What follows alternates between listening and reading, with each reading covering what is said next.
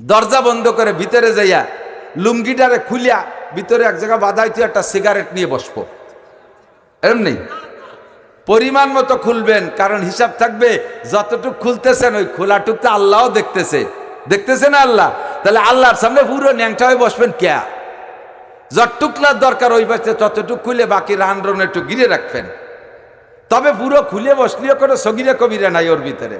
যদি বেড়া ভালো থাকে, বাইরের থেকে দেখা না গেলে পুরো ল্যাংটা হয়ে বাথরুমের ভিতরে গোসল করবেন, পায়খানা করবেন, কোনো সগিরে কবিরে কোনো গুনাহ নাই, কিন্তু আদবের খেলা।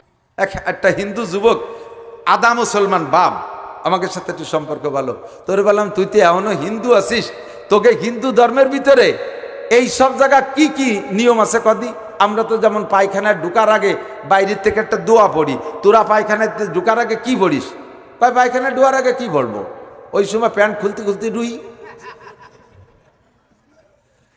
ঢুকিস কোন পাও দেখা যে পার কোনো হিসেব রাখার সময় আছে পায়খানা আসলে।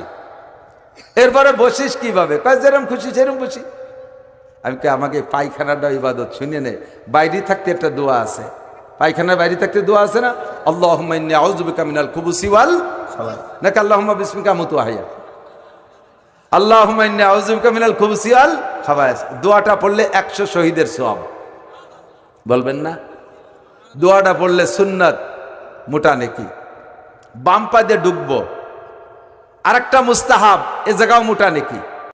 দরজা বন্ধ করে ভিতরে যাইয়া লুঙ্গিটারে খুলিয়া ভিতরে এক জায়গা বাধা হইতে একটা সিগারেট নিয়ে বসবো, এমনি পরিমাণ মতো খুলবেন, কারণ হিসাব থাকবে যতটুক খুলতেছেন ওই খোলাটুকতে আল্লাহও দেখতেছে, দেখতেছে না আল্লাহ?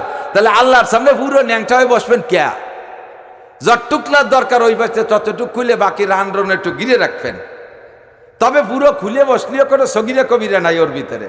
যদি বেড়া ভালো থাকে, বাইরের থেকে দেখা না গেলে পুরো ল্যাংটা হয়ে বাথরুমের ভিতরে গোসল করবেন, পায়খানা করবেন, কোনো সগিরে কবিরে কোনো গুনাহ নাই, কিন্তু আদবের খেলাফ। এবার এই তরিকায় বসবেন, যতটুকু খোলা লাগে খুলবেন। বসার সময় বাম পায়ের উপরে ভর দিয়ে বসবেন। মেডিকেল সায়েন্সে আবিষ্কার করেছে বাম পায়ের উপরে ভর দিয়ে বসলে বাথরুম ক্লিয়ার হয় বেশি। নবীর একটা সুন্নতের পর আমল হবে। এবার বাথরুম সারার পরে 3টে ঢিলা ব্যবহার করবেন, 3টে 5টা 7টা যা লাগে। এর ভিতরে আর একটা সুন্নত আছে, পুরুষরা গরমকালে একরকম ঢিলা ব্যবহার করবে, শীতকালে আর এক রকম। পুরুষদের গরমকালে শরীর একটু ঢিলা ঢালা থাকে, এই জন্য প্রথম ঢিলাটা সামনের থেকে পিছনের দিক, ওটা ময়লা বেশি। দ্বিতীয়টা পিছন থেকে সামনের দিক, তৃতীয়টা সামনের থেকে পিছনের দিক। নারীরা 12 মাস কাল প্রথমটা সামনের থেকে পিছনের দিক, দ্বিতীয়টা পিছন থেকে সামনে, তৃতীয়টা সামনের থেকে পিছনে। এটা আমার নবীর তরিকা শিখানো। হযরত আব্দুল্লাহ ইবনে সালাম রাদিয়াল্লাহু, সালমান ফারসি রাদিয়াল্লাহু তাআলা আনহু, আব্দুল্লাহ ইবনে সালাম